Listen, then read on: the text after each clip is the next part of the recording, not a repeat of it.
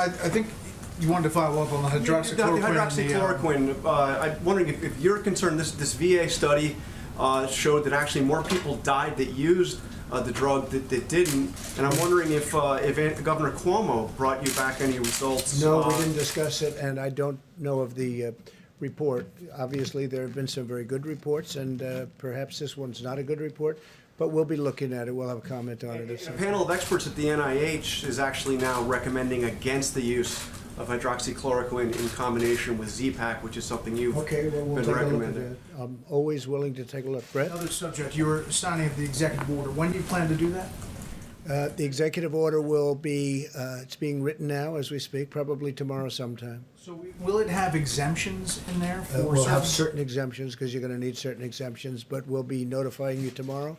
We'll sign it most likely tomorrow, being drawn now and tonight. And it's something we have to have in this country. We have to have it. So for the people who say it doesn't track with opening up the country to shut down immigration across the board for companies that, and the pipeline that's already in place, what do you say to them? Well, I think it really does. I think it's very strong, obviously, and it's countrywide as opposed to specifically like China or some of the other ones that I've shut down. We're going to see, and you'll see a very accurate definition tomorrow after it's completed by the attorneys. Last thing for me, North Korea. What can you tell us about the status of Kim Jong-un? Well, these are reports that came out, and we don't know. We don't know. I've had a very good relationship with him. I wouldn't, I can only say this: I wish him well, because if he is in the kind of condition that the reports say, that the news is saying, that would be that's a very serious condition, as you know. But I wish him well. We've had a good relationship. I've said it, and I've said it many times. If somebody else were in this position, we would have been right now at war with North Korea. And we're not at war, and we're nowhere close to war with North Korea. So I just have to say to Kim Jong-un, I wish him very, good luck. Good luck. I mean, they came out with very, very serious medical reports. Nobody's confirmed that. It was CNN that came out. So when CNN comes out with a report, I don't place too much credence in it. Your meeting with Governor Cuomo, did he convince you of a need for expanded testing? Or Yeah, we had a great talk on testing, and we have an agreement, we have an understanding on testing. They have labs, tremendous labs, as you know, in New York, especially in the Manhattan area, but all over the state. And great medical schools and federal labs. So we have a very good understanding. We're going to do very significant testing. Not everybody wants to do such significant testing. Testing is good in some cases, and in some cases it's not. You have governors that don't want to go all out in the testing because they think they can do it in a different manner and do it better. But we had a very good meeting today. The governor and I had a very good meeting. Is there more federal aid that can be used to help governors who want to expand testing? Because we keep hearing that all day long. We have Governors want $25 more. billion, and that's a tremendous amount of money. That's much far more money than, in my opinion, that we'll need. And again, already we're testing more by far than any country. I think I read yesterday a report that we've done more than everybody else, every other country combined. And I think our people should be getting a lot of credit for that. We've done a lot more than everybody else combined, and you never hear that in the news. It's unfortunate. Yeah, please. Mr. President, I'm just back on the executive order for a second. You mentioned there are going to be some exemptions. We're reporting right now that it only applies to employment, green cards for employment, but not for those for Well, it is immediate green family. cards, but we're going to be reporting on that later on. It might be tonight or tomorrow. We'll give you an exact report. You can say to people who may be worried about the ability to bring immediate family members into this. No, I think it's been covered pretty accurately in this case. I think most people know what it is, and some people will be able to get in. We have to do that, obviously, even from a humane standpoint. But there'll be some people coming in. But it's a strong order.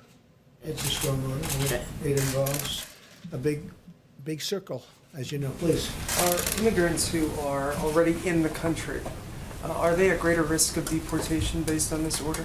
I don't think so. They're not supposed to be here. You're saying they're here illegally? Is that what you're saying? Well, for example, if an immigrant is here for a court order, right, are they at risk of deportation Well, if a based court on order, this? then you have to go to court. So then the judge would make a determination as to whether or not they're going to be staying. But if they have a court order, they won't have to leave until they go through that process. So we'll see what happens. But with the court, and there are some with court orders, that means they have a trial coming up. Please.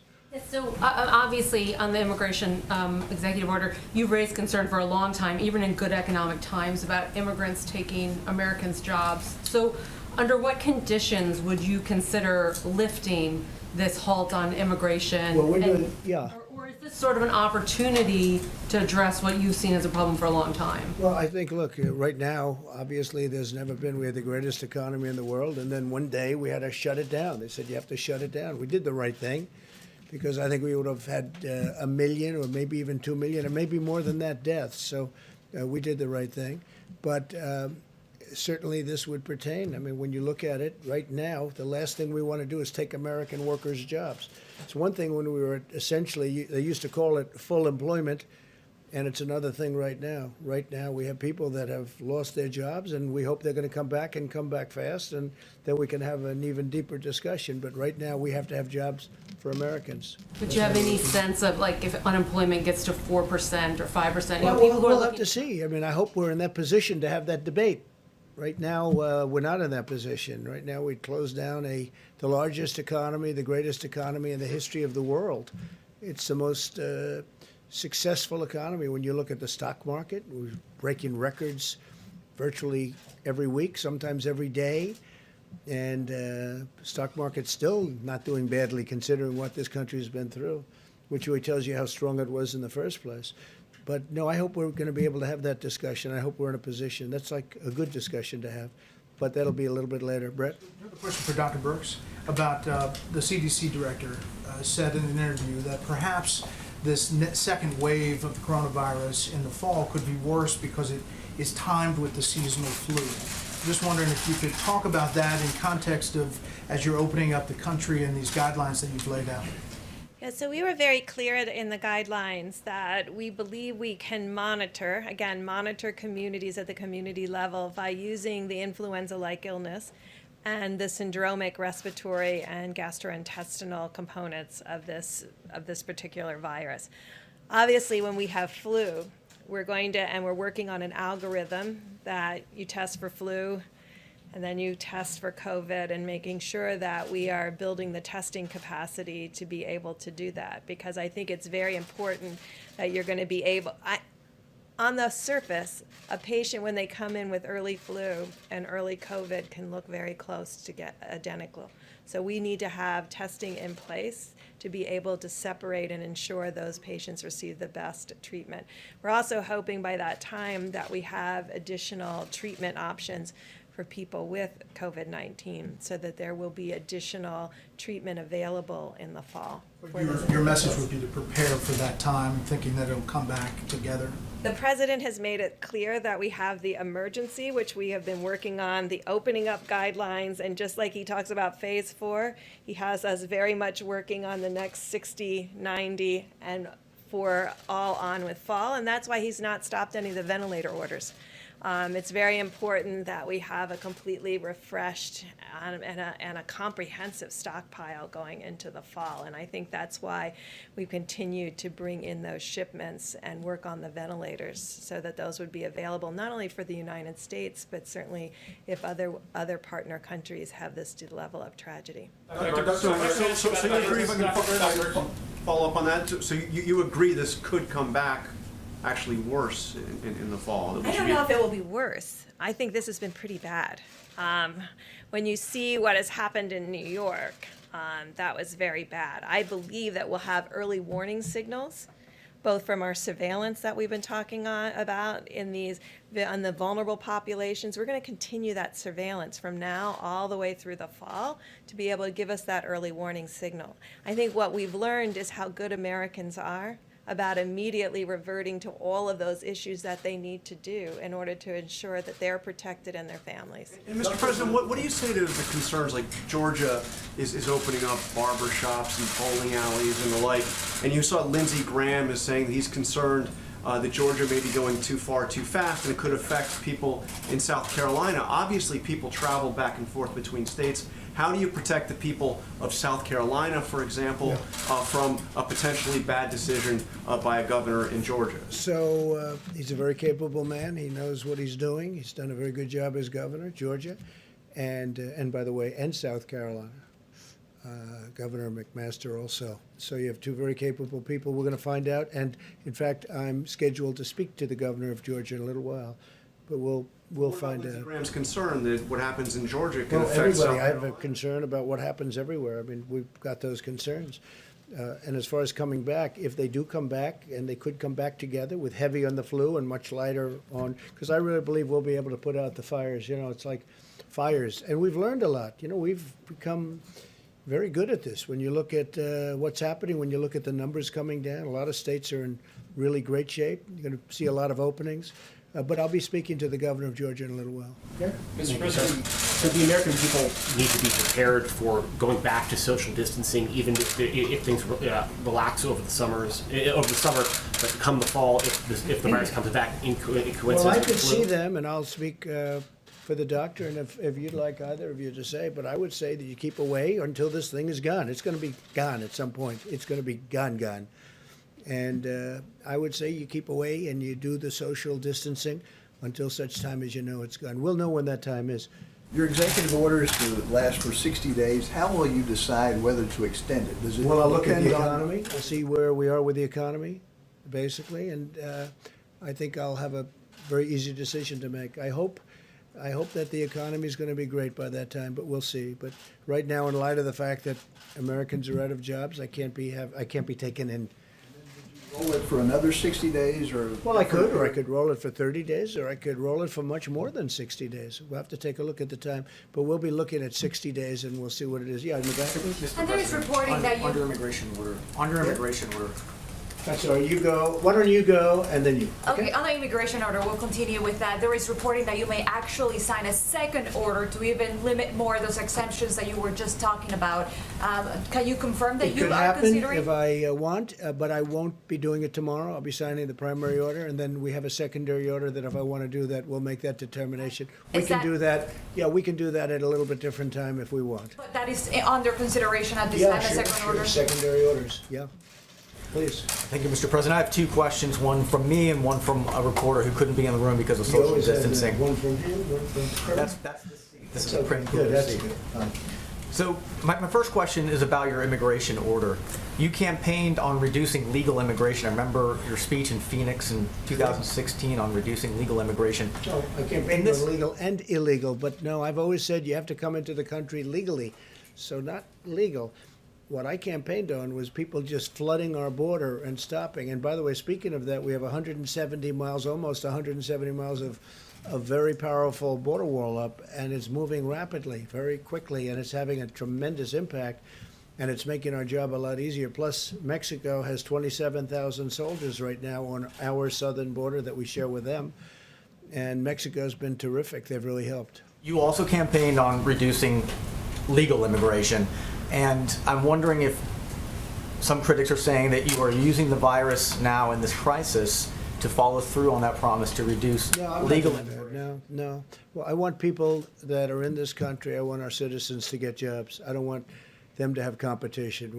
We have a very unusual situation where something came in that nobody has seen for many, many decades. Probably 1917 would be the closest analogy if you look at it, when you look at the contagion, the kind of contagion we're talking about. So, no, I'm not doing that at all. I want the American worker and our American citizens to be able to get jobs. I don't want them to compete right now. There's a big difference when we have a full economy, and frankly, where some of the companies, we have many companies moving in, where they need workers. That's a big difference between that and where all of a sudden a lot of people lose jobs. As you know, a lot of farmers rely on seasonal migrant workers that that's come in not on going the to be affected. The farmers will not be. That's an important point. The farmers will not be affected. Yeah, that's a very important point. I mean, it's a great point, actually. I'm glad you brought it up. No, the farmers will not be affected. Your You EO know, they've will had have a cases carve-out for those- where they stopped everybody from coming in, and all the farmers went out of business. They were literally out of business. You remember that, Brett? It was not so long ago. But it's easy. It's easier to stop everything cold than it is to plan it so that the farmers have the people that have been working on those farms for many years, and that's what we're doing. No, the farmers will not be affected by this at all. If anything, we're going to make it easier, and we're doing a process that'll make it better for those workers to come in, to go to the farm where they've been for a long time. Now, for a question from a reporter who's out of the room, this is from the Washington Times, Tom Howell. Why hasn't the CDC, the federal government's main disease-fighting agency, had a more public-facing role amid the pandemic? It was holding regular media calls early on, but has not held one since early to mid-March. Well, I can tell you that CDC has been terrific. We've worked with them very closely. They were very much involved, even in the border decision that I made last night. And the director's doing a good job. And we have always, whether it's Tony or Deborah or Steve, we have always a lot of people up. And certainly, as you've seen, the director's been here a lot, right? He's been here, he's been sitting here, he's been speaking a lot. No, CDC is very much involved in everything we've done. When Yeah, the please. CDC get more calls. The director of the CDC said the protests against stay-at-home orders are not helpful. You've encouraged some of these protests. What are your thoughts on the CDC director saying that these protests are not a good Well, idea? people, look, it's not a question of helpful or not. People want to get back to work.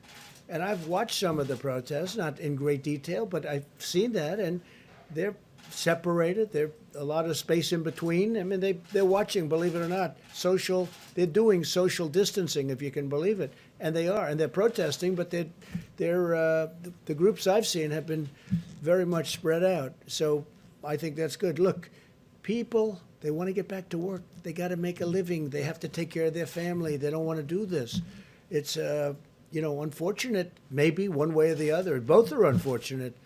But you have a lot of people out there that are anxious to get back. Yeah, please. Surveys seem to be indicating that people are actually more concerned, more people are concerned about the virus spread, and they don't want to go out. Yeah. They No, don't want that's to go true. to work, they They're don't want both. to go outside. They're two groups. They're big groups, both of them. So my question is, what good is it for these businesses that would reopen if the customers are Well, afraid at to the go same outside? time, we have to build back our country, and I'm going to make our country bigger and better and stronger, and we have to get started. There's a big difference, though, because people have really been through a lot, and they understand what to do now. Before, nobody had ever heard of a thing like this, wouldn't you say? I mean, nobody ever heard of a thing like this. Distancing, social distancing, what does that mean? Washing your hands every 15 minutes, what does that mean? I mean, people had never seen or heard about anything like this. Now they really are. They've not only have they done it, but they've done a good job of it. But you have people, you can't break the country. At some point, you have to go back. Now, hopefully the governors are going to do, because I want the governors, and I've always wanted that. You could call it federalism, you can call it whatever you want. But the governors, I want them to do it. If we see them doing something we don't like, we'll stop it very quickly. But they're doing a good job. They're being careful. Some of the governors, frankly, they're in a position where they can do it sooner or they can do it a little bit later, and that's okay. But people, they don't want to, they need money. They need help. We're going to lose, and we can't break our country over this. We can't do it. We have to get going. With that being said, some are going to go soon and some are not. Yeah, in the back, please. If I might just, pardon me, hair salons, nail salons, tattoo parlors.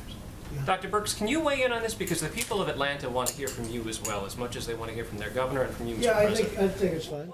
How do you safely have hair salons and nail salons and tattoo parlors where people Where is that? inherently, Where is this that? is in Georgia, where people have to inherently be close together? I think what I've been trying to communicate over the last several days is it's really important that the governors and mayors communicate critical information to their communities and show very clearly the data. Remember, we wanted this data and evidence-based, the data that they utilize to make decisions and the data that the mayors should use in each of the communities, because it will have to be on a community-by-community opening, because there are different communities in different places, even in Georgia. And so I believe people in Atlanta would understand that if their cases are not going down, that they need to continue to do everything that we said: social distancing, washing your hands, wearing a mask in public. So if there's a way that people can social distance and do those things, then they can do those things. I don't know how, but people are very creative. So I'm not going to prejudge, but we have told people very clearly, and the president guidelines made it very clear about the expectations of phase one. And remember, phase one also included social distancing in restaurants, social distancing in every place that was entertainment, and keeping your own individual social groups to less than 10. I mean, we've been very clear in the guidelines, and I think it's up to the governors and mayors to ensure that they're following the best they can each of those phases to make sure that both the public is completely protected. But the governors and mayors also need to communicate very clearly on the data that was used for decision making and make that transparent and available to their communities. And it also depends, as an example that you just gave, are they doing testing before they go in? We have to find that out. That's why I'm speaking to the governor in a little while, and I'll be asking him those questions. Please, go ahead. Thank you, Mr. President. Just trying to get a sense of what you have left in the toolbox as it relates to oil. You hashed out the deal with OPEC Plus. You've ordered for purchases into the SPR. I mean, what else can be done? Well, the biggest thing in the toolbox is to get our country open. That's by far the biggest thing there is. If we can open pretty well, and I think we're going to, over a period of time, piece by piece, puzzle, remember? If we can open well, I think that's your biggest part by far. That's where the engine is, more important than any other thing that we can work on. Please, go ahead. Thank you, Mr. President.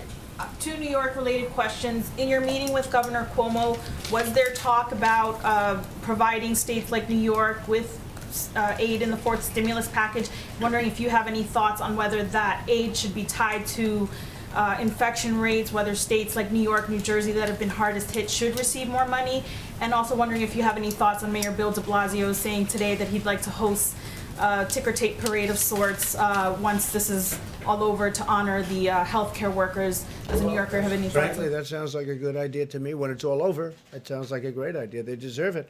They're warriors. They've done an incredible job. We mentioned briefly the state aid. We talked about that, Governor Cuomo and myself, and I agree with him on that. And I think most Republicans agree too, and Democrats. And that's part of phase four. And I think infrastructure is going to be a big part. We have to rebuild our country. I mean, you take a look where we spend, and we go over this all the time, but $8 trillion in the Middle East.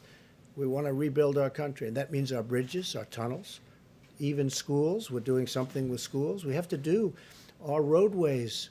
That what's happened. We spend so much money on other countries that they don't appreciate it. Okay? They don't appreciate it. We're going to spend money now on our country, and it's going to be our jobs, and it's going to be our equipment.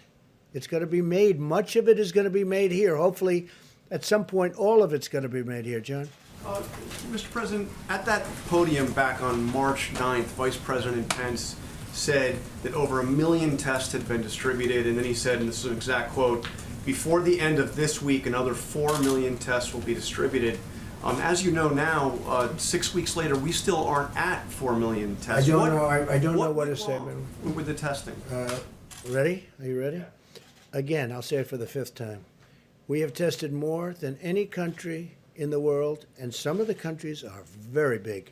Okay, more than any country in the world. We have one of the most successful, if you call mortality rates, because one person, and I always say that for you in particular, one person is too many. But we've done very well. Our testing, if you add them all up, we've tested more. Now, I don't know what Mike Pence said, but I'm sure he could answer that He's question. at 4 million tests, and we're 6 You know weeks what? later. You ready again? We've tested more than every country in the world, even put together. So that's all I can say. As far as Mike, he'll answer your question when he's here. Mr. President. We'll be back tomorrow. I just want to go back to the China deal and the phase one of this China deal. Yeah. The flight ban is still in place. How confident are you that the Chinese are not going to invoke the natural disaster clause to just wait before getting into their... Well, we're going to see. Look, there's nobody ever been tougher on China than me. And that means for 20 years, you go back 20 years, I probably got elected at least partially on the fact that I've been very tough. I said China's been ripping us off for years. I'd go into Michigan, I'd go into Pennsylvania, make speeches unrelated to being a politician. I'd be invited, I'd be speaking to people, which I like to do because I love the people of this country, and I'd make speeches. I'd say, how did you let this happen with China? I even asked the leaders of China, how did this ever happen? Where our country loses tens of billions of dollars a year. And I don't mean just tens. Take a look, 200 billion, 300 billion, 400 billion, 500 billion dollars a year. How did they ever let a thing like this happen? Now, if you look at this last year, the deficit went way down, and I'm talking about even before. Now it's much different. But a lot of things are happening. Great things were happening, except all of a sudden, out of nowhere, came the invisible enemy. And we think we know where it came from, and we'll be talking about that probably a lot. But came the invisible enemy. There's been nobody tougher than me on China. I have no guarantee that they are going to go ahead with this phase one. But if that happens, we'll do a termination, and we'll do what I can do better than anybody. Yeah, please. Mr. President, on China, have U.S. intelligence analysts told you that they think that the virus escaped from a Chinese research lab, that it was an... Well, I can't tell you that. Have U.S. intelligence agents told me? I mean, what kind of a question is that? Do you feel I can't. confident that- Do you want me to tell you? Or let me tell you what they told me. Look, they told me plenty. They told me plenty. Brett? I wanted to follow up on, you said about the small business program, Harvard's going to pay the money back. How confident are you that you can claw back money from Well, I'm places going to like have to look. Harvard? I don't like when Harvard, that has, I think, a $40 billion endowment or some incredible amount of money, that Harvard gets this money. Harvard should pay that money back. I want Harvard to pay the money back, okay? And if they won't do that, then we won't do something else. They have to pay it back. I don't like it. I don't like it. This is meant for workers. This isn't meant for one of the richest institutions, not only far beyond schools, in the world. They got to pay it back. I want them to pay it back. Yeah. Mr. President, your Florida clubs have had to furlough Yeah, workers. that's true. Have you thought about asking your family members to maybe keep some of those workers on the payroll to help instead of sending them to the federal government? We've seen other companies do that. Yeah, in Doral, you're not allowed to have the golf courses open. You can't have the clubs open. You can't have anything. It's a big hotel and resort. And I think there's probably 700, 750 people. So you can't have anything open. And you say, what are we going to do? Have full payroll and have the whole place with, there's no income coming in. First of all, everyone's home, and they're supposed to be. Second of all, in Florida, you can't use golf courses. That one I'm not sure I agree with. You have parks and golf courses where you have open space, but that's what it is. So I have others also. Then I have others in different states. I have a lot of different properties. But again, my children run them, and I love my children, and I wish them well. I look forward to comparing my numbers to my children's numbers. I think I'll do better. You haven't thought about asking if You understand that? It's called a closed property. It's like, you have to close them up, and then hopefully when things get better, we'll just open it up. But you can't have many hundreds of employees standing around doing nothing. There's no customer. You're not allowed to have a customer. So in some places it's very strict. New Jersey's strict. New York is strict. And you have to do what you have to do. And it's too bad. I feel so badly when I see that. I think that it's a tough policy, but I go by whatever the policy. That's a state policy in the case of Florida. Please. You've communicated regularly with Kim Jong-un, the North Korean leader. Are you going to try to reach out to him to check on his condition? Well, I may, but I just hope he's doing fine. I mean, I've had a very good relationship with Kim Jong-un, and that's to the benefit of the country. That's not a bad thing. That's a good thing. And I'd like to see him be well, and we'll see how he does. Again, I don't know that the reports are true. Do they have a line of succession as far as you know? I don't want to ask him that. I have asked him that, but it's not my purpose to tell you that, in all fairness. But, I hope he does well. Please. I'll follow up with Dr. Birx for a moment. Dr. Birx, if you don't mind, I just wanted to follow up on the question we were asking you about with social distancing in some of these states. With Georgia opening back up, things like tattoo parlors, getting a massage, Social distancing, maybe there are some creative ways, but it seems very difficult to do social distancing. So do you have a message for people in Georgia who are soon going to have a choice about going to the hair salon or the nail salon or getting that tattoo if they're not 6 feet apart and they're not able to follow these social distancing guidelines? What's your message to people in a state like Georgia? Well, we made it very clear in a message to all of the American people with opening up America again, the criteria that we wanted states to follow. Those were careful criteria. There were only 6. They were carefully selected in conversations with epidemiologists around the world and with CDC to really pick things that people could understand and use platforms that people have utilized in the past. But it was built on the premise that it needs to be data-driven and it needs to protect those who are most vulnerable. And then it went through the phases, and the very first thing it says, in all phases, all individuals need to continue to wash hands, protect the vulnerable, ensure the safety of others. But in phase 1, it made it clear that social distancing was absolutely key. And I think it's on the White House website, and we ask every American to read it and to use that as their guidelines. Now, we've also asked governors to create county-level information so that communities can see the information and understand why they may be different than a different county, so that it's very transparent and understandable. I had a question here a couple of days ago on a Jacksonville beach, and Jacksonville is dramatically different than Miami. And I think that was reflected in why Jacksonville had a different set of information and regulations. So I'm not going to judge anyone about their decision making. What I'm going to say is we were very clear in what we really believe protects the safety of Americans, and that is clearly laid out in the Opening Up America Again. If I may, I have a question because we got data from Tokyo, an increase of cases and a double of the cases in Singapore. We've been, looking a lot at Europe after China, and then we're back into this area of the world.